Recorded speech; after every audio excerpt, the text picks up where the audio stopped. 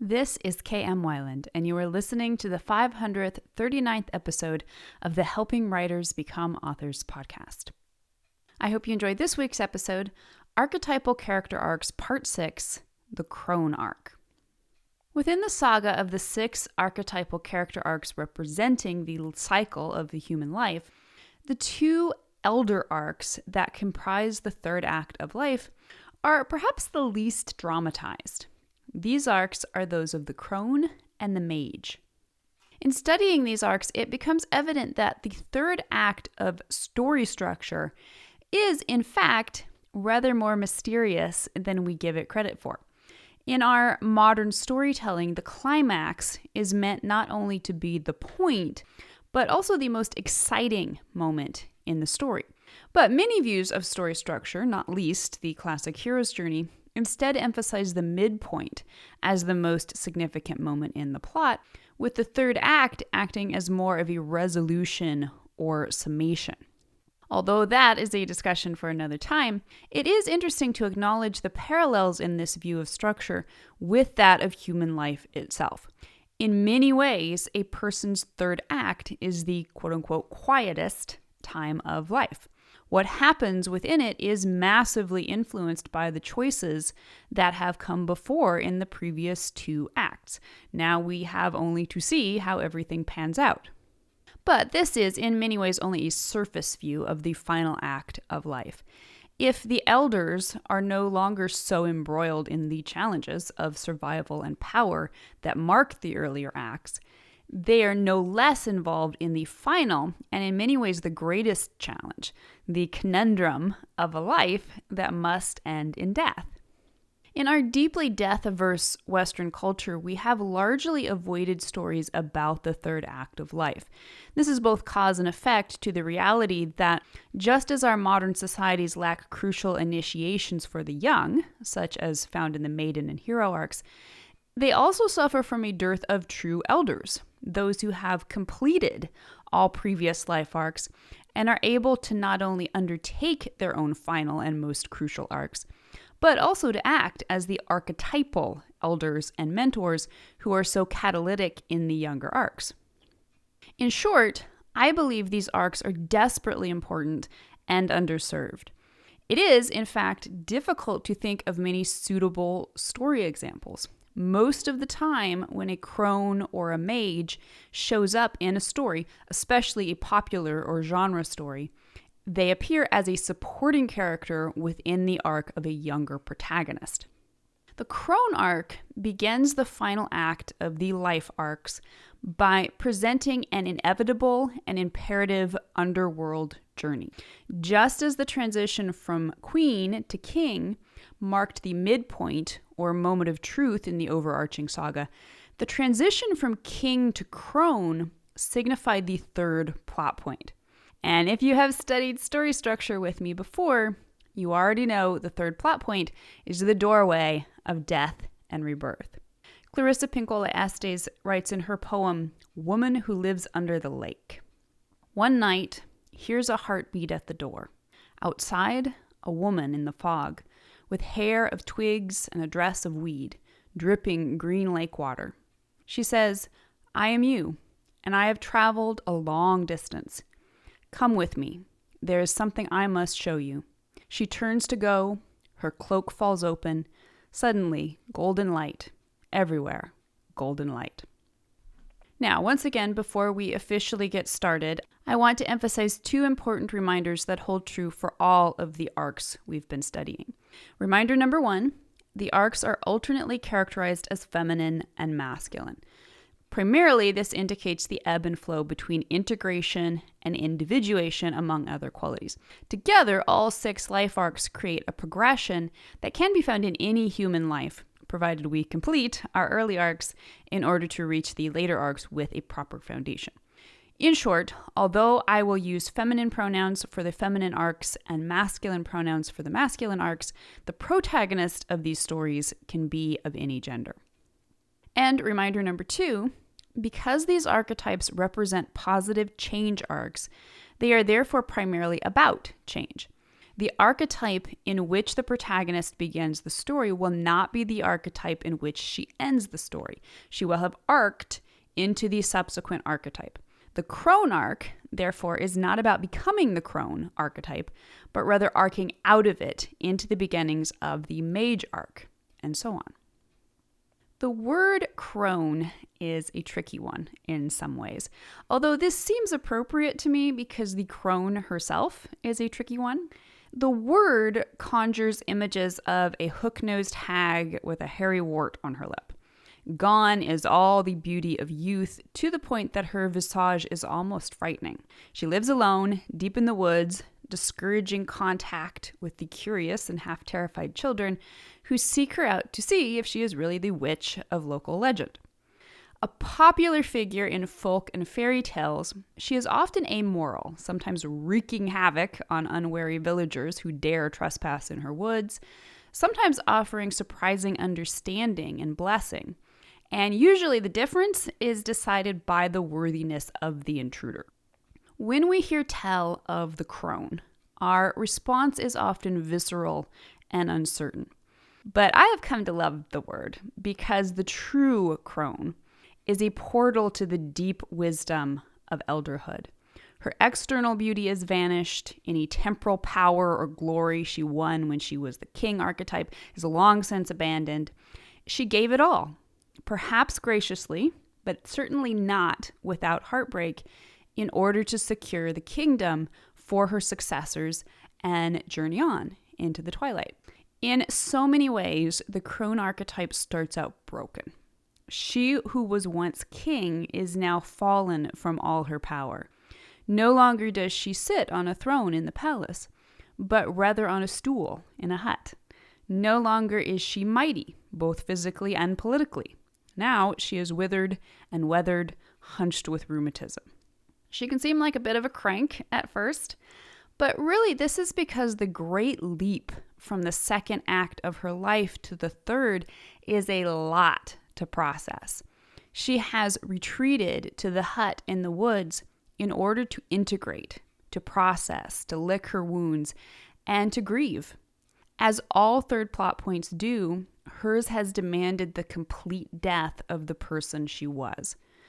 Her challenge, then, is to decide whether she will now accept the call to be rebirthed.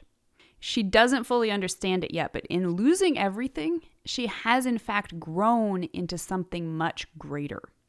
In speaking of the Baba Yaga tales of Eastern Europe, Clarissa Pinkola Estes says in The Women Who Run with the Wolves, if the Yaga is true to form, she would not care to be too close to, nor for too long near, the too conforming, too demure side of the feminine nature. Although sweetness can fit into the wild cannot long fit into sweetness. At the beginning of her arc, the crone is an elder already, old and wise and possessing some magic. But for all that, she is not greatly powerful. She is resigned to death, but still afraid of it. She knows her uses, but doesn't find tremendous power in her life. Whether gracefully or not, she is just waiting to die. Therefore, hers is an arc from disempowerment to empowerment. Her magic, such as it is, evolves from little tricks, such as Gandalf the Grey's fireworks, to great strength, such as Gandalf the White's tremendous power, which can, in the Mage Arc, turn sorceress, if not restrained with wisdom. But this is not to say the crone has forsaken the kingdom entirely. Her call to emerge once more from her solitude of contemplation and self-healing is likely to arrive in the form of a young maiden or hero who needs her help. Carolyn Mace states in Sacred Contracts, the guide takes the role of teacher to a spiritual level. Wisdom comes with age, and so the crone, or wise woman, represents the ripening of natural insight and the acceptance of what is, allowing one to pass that wisdom on to others. This younger character will come to her as a messenger of sorts, summoning her from her solitude to confront the greatest enemy yet, a malignant evil, a superfluity of death threatening the kingdom. And she accepts the call, thinking to herself, I'm old, so oh well, if I die, I die. Estes describes the mindset that is the crucial challenge of the third act arc's overarching antagonist of mortality. Things of the world that used to be food for us lose their taste. Our goals no longer excite us. Our achievements no longer hold interest. Everywhere we look in the topside world, there is no food for us. But the journey becomes much more. A soul-deep sacrifice in order to protect the realm of life. She chooses life, not just her own or anyone's in particular, but life itself, even though that will also mean accepting death in all its profundity. Just as the king represented the sacrifice unto death, the propitiating sacrifice to save the kingdom, the crone represents a resurrection, the symbolic return of life. The adversary the crone faces is death made manifest. Within the plot, this antagonist may be externally represented as a death blight upon the kingdom. This is not natural death, but death run rampant, death that is out of balance with life and overpowering it. More literally, however, this symbolism is merely the representative of the human being's need to reconcile with her own mortality. The crone story may be as fantastic as that of Gandalf's descent into Khazad-dûm, or as realistic as the quiet struggle with incumbent old age, as in Robert Redford and Jane Fonda's Our Souls at Night. There's even a bit of the crone in Taika Waititi's tale of the orphan boy and his extremely cranky and unwilling foster father in Hunt for the Wilder People. Whether symbolically, to at least some degree, or utterly realistically, the crone's journey is a descent into the underworld. She pays her penny to the ferryman, crosses the river Styx, and goes to give death a good talking to, while hopefully keeping her headstrong young charge from doing anything too stupid. It is a tale that has fully as much scope for hilarity as for heaviness, but it is fundamentally a heavy theme, a confrontation with the final antagonist against whom all humans instinctively struggle, and if the arc completes, a recognition that death may not have been what we always believed. In Walking on Water, Madeleine L'Engle muses, "This land of death is dark and frightening. No matter how deep the faith, we each have to walk the lonesome valley. We each have to walk it all alone. The world tempts us to draw back, tempts us to believe we will not have to take this test. We are tempted to try to avoid not only our own suffering, but also that of our fellow human beings, the suffering of the world, which is part of our own suffering. But if we draw back from it, and we are free to do so, Kafka reminds us that it may be that this very holding back is the one evil you could have avoided." In The Virgin's Promise, Kim Hudson speaks of the maiden's third plot point beat as wandering in the wilderness. I love this term, not just for the maiden, but as an emotionally resonant description of all third plot point experiences, including the entirety of the Crone Arc itself. Estes describes this wandering in the wilderness thus: women in this stage often begin to feel both desperate and adamant to go on this inward journey no matter what. And so they do, as they leave one life for another, or one stage of life for another, or sometimes even one lover for no other lover than themselves. Progressing from adolescence to young womanhood, or from married woman to spinster, or from mid-age to older, crossing over the crone line. Setting out wounded, but with one's own new value system, that is death and resurgence.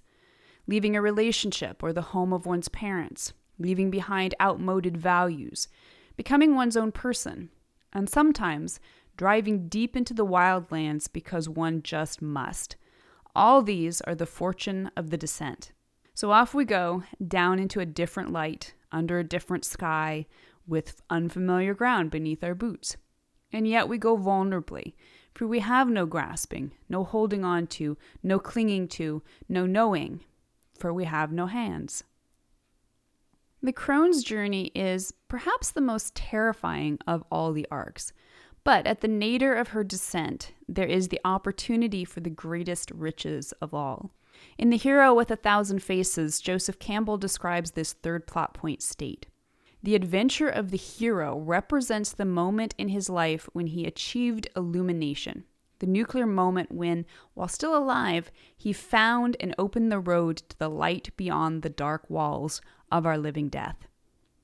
In the end, the Crone's true transformation is not the decision to die as it was for the king. Rather, her crucial decision is to live again, to rise up and leave the underworld rather than accept the temptation of old age's slow, resigned, comfortable descent into nothing. In so rising, she symbolically raises the entire kingdom with her, if not directly, at least by revealing the possibility and the way. She goes to death seeking an enemy, but in the end is surprised to find, if not a friend, then at least not an enemy. Estes says, "The descent will nourish even though it is dark, even though one feels one has lost one's way. Even in the midst of not knowing, not seeing, wandering blind, there is a something, an inordinately present someone who keeps pace." The Crone's moment of truth brings the revelation that she can seek ye this day life and not death. But not until the end of her story, when she fully rejects the lie that death is something to be defeated rather than embraced, will she comprehend that indeed death is life and become the mage. Now, as always, for easy reference and comparison, here are some scannable summations of this arc's key points. The Crone story is a pilgrimage. The Crone Arc is that of elder to mentor, uncanny world to underworld. The Crone's symbolic setting is the underworld. The Crone's lie versus truth is death versus life, or all life ends in death versus life is death and death is life. The Crone's initial motto is "We the Accepting." The Crone's archetypal antagonist is the death blight. The Crone's relationship to her own negative shadow archetypes are either the hermit finally accepts her perception in order to grow into wisdom, or the witch learns to submit her perception to the truths of greater wisdom.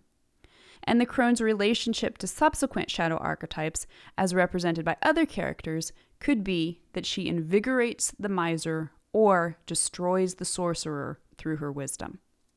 Now, following are the structural beats of the Crone Arc. As always, I am using allegorical language in keeping with the tradition of the hero's journey. However, it is important to remember that the language is merely symbolic. Although in this case, the crone usually will be an older person in some sense, none of the other mentioned archetypes or settings need to be interpreted literally. This is merely a general structure that can be used to recognize and strengthen Crone Arcs in any type of story.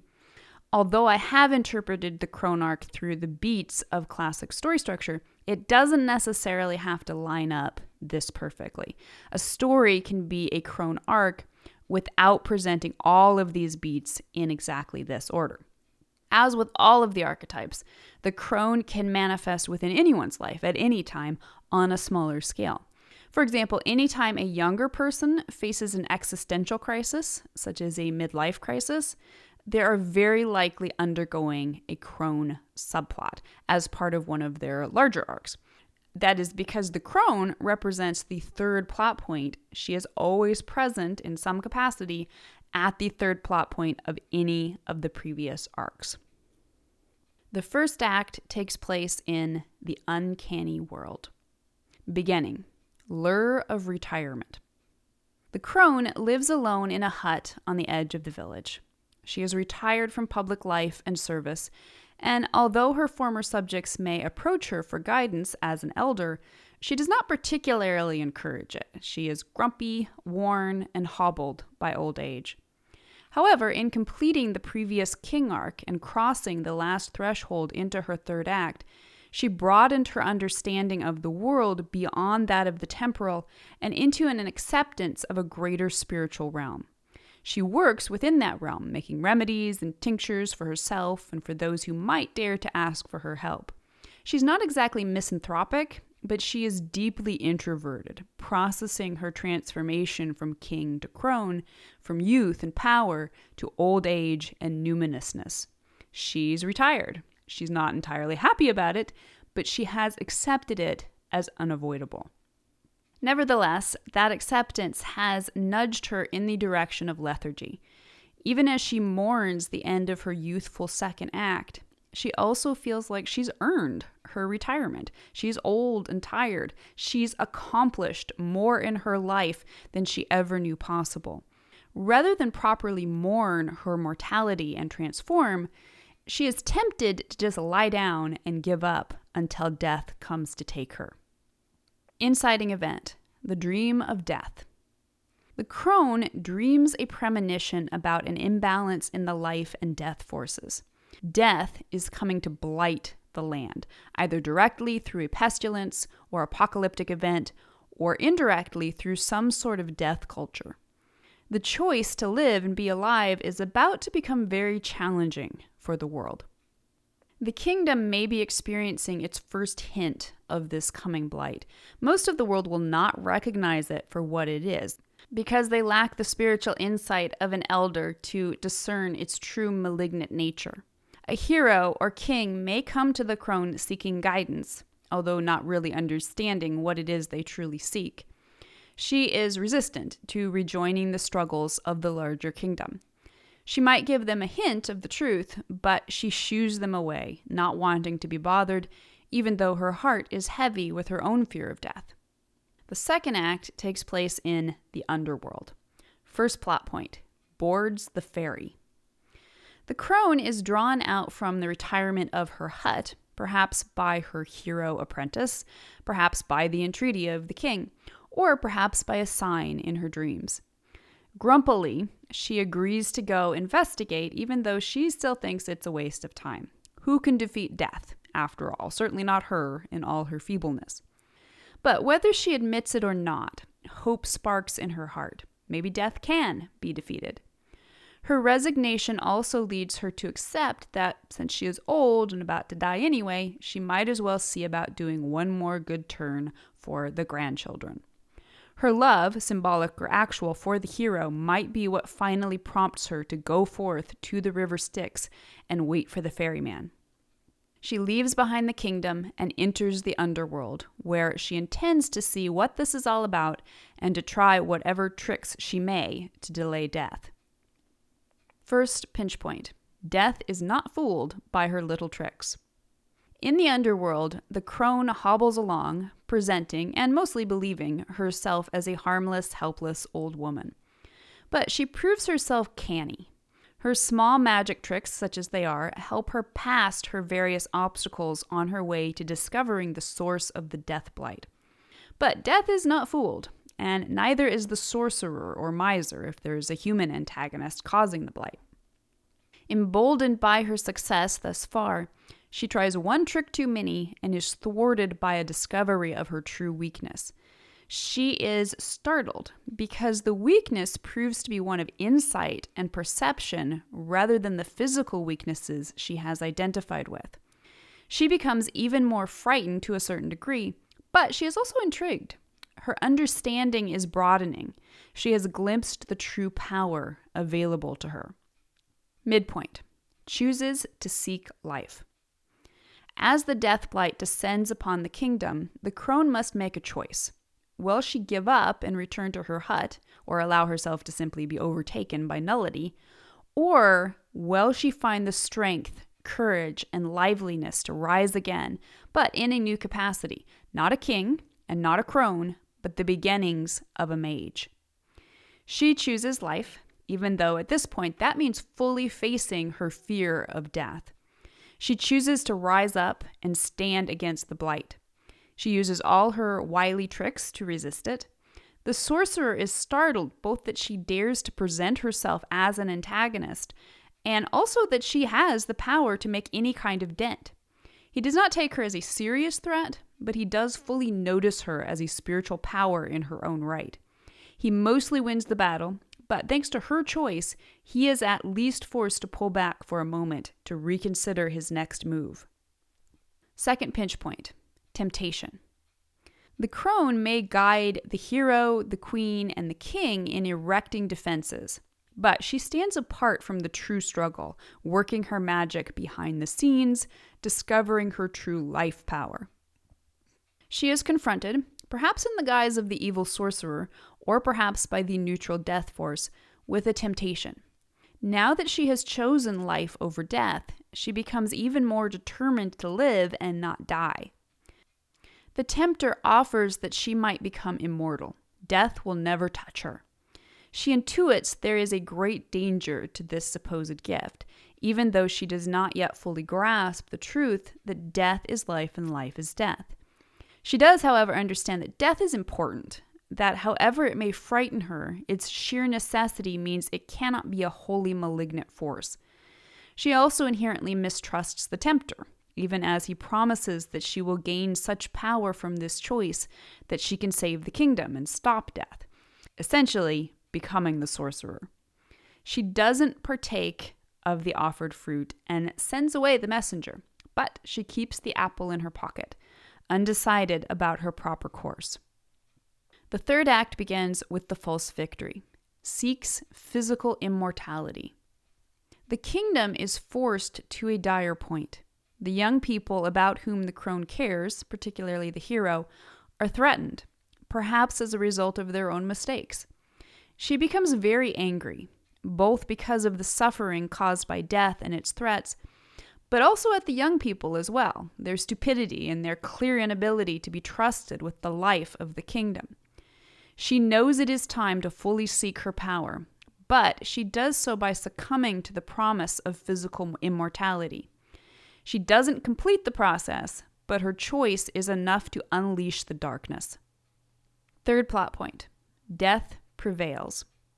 Empowered, the sorcerer unleashes the blight upon the kingdom. The angel of death descends. Life begins not to be blotted out, as the crone feared, but to be overtaken by death, zombified. The lines between life and death blur, and the horror is greater than if death itself had prevailed. The crone is aghast at her choice, recognizing that she was the one who skewed the balance of light and dark, life and death. Climax: embraces death. The crone is deeply humbled.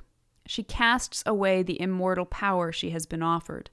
She accepts and embraces death, not as an enemy, but as the lover of life. Life cannot exist without death, just as the night cannot be without the day. She submits herself to the beautiful transformation of life.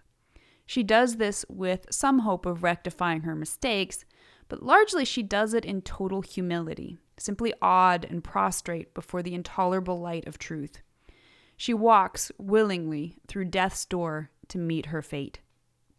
Climactic moment: death transformed. Her wisdom transforms her from the mortal and feeble crone into a powerful mage. Death, now that it has been seen as beautiful through her eyes, is itself transformed. She has the power to thwart the sorcerer and to restore the balance of life and death, lifting the blight from the kingdom, even though she still cannot defeat death. Resolution: reintegrates into renewed kingdom. The kingdom doesn't fully understand what happened. They only know the crone emerged from the underworld, not only resurrected, but transformed. They are in awe of her and more than a little frightened. They recognize in her a great new power, which they both trust and fear. They are happy that the blight has lifted, even though they might be a little confused or even disgruntled that she did not end death altogether. But she is wise and calm. She just smiles and does not tell them truths they are not ready to hear. She is formally reintegrated into a respected role in the kingdom. But even though she leaves her hut behind, it is not to return to the palace. Rather, she embarks on a mission that will take her all around the world as the mage, which we will discuss next week. Now, examples of the Crone Arc include the following, and you can check out the story structure database on my site for structural analyses of some of these. Sophie Hatter in Howl's Moving Castle, elderly Margaret Thatcher in The Iron Lady, Gandalf the Grey in The Fellowship of the Ring, Hub McCann in Secondhand Lions, Heck in The Hunt for the Wilder People, Lewis Waters and Addie Moore in Our Souls at Night, Henry Daly in The Black Stallion, Marilla and Matthew Cuthbert in Anne of Green Gables, Hepzibah in Lantern Hill, and Carl Fredrickson in Up. So stay tuned. Next week we will study the Mage Arc. And in the meantime, please stop by the site and tell me your opinion. Can you think of any further examples of stories that feature the Crone Arc? If you'd like to be part of the Word Player community over on my site and join in the conversation on this subject, be sure to stop by the website at helpingwritersbecomeauthors.com.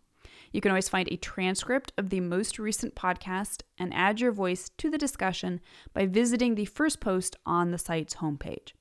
And don't forget that if you're looking for an older post, you can always find those by putting the podcast title in the search field at the top of the right-hand column. If you enjoyed this podcast, you can subscribe on Apple Podcast, Spotify, and Amazon Music, or whatever your favorite podcast platform may be. And if you'd like to do something to help support helping writers become authors, it always means a ton if you're able to leave just a quick rating or review on your site of choice. Also, many thanks to those who support my work on Patreon. Your patronage helps make helping writers become authors and its many resources available to writers everywhere.